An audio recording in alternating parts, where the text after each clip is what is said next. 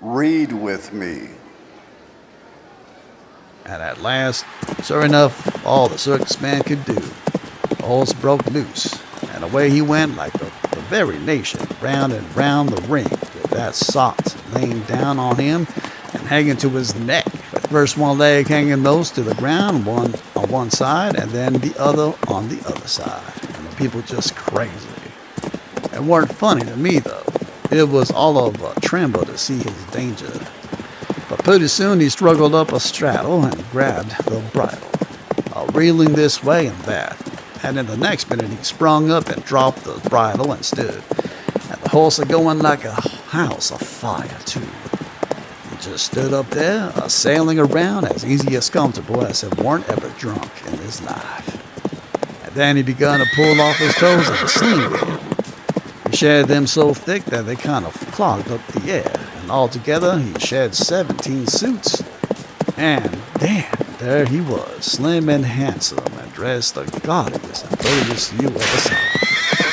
And he lit into that horse with his whip and made him fairly hump, and finally skipped off and made his bow and danced off to the dressing room. And everybody just a-howling with pleasure and astonishment. Then the ringmaster, he see how he had been fooled, and he was the sickest ringmaster you ever see, I reckon.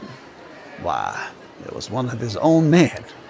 He had got up that joke all about of his own head and never let on to nobody. Well, I felt sheepish enough to be took in so, but I wouldn't have been in the ringmaster's place, not for $1,000.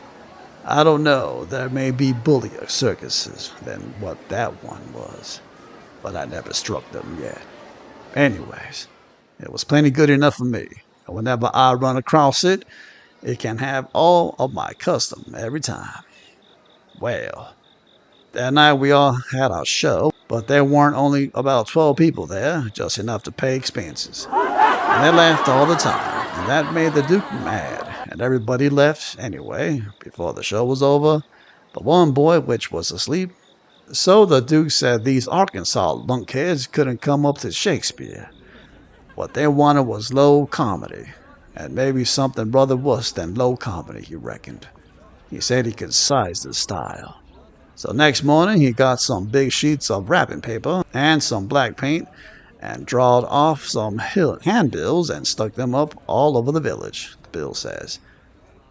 At the courthouse, for 3 nights only, the world-renowned tragedians. Like and subscribe.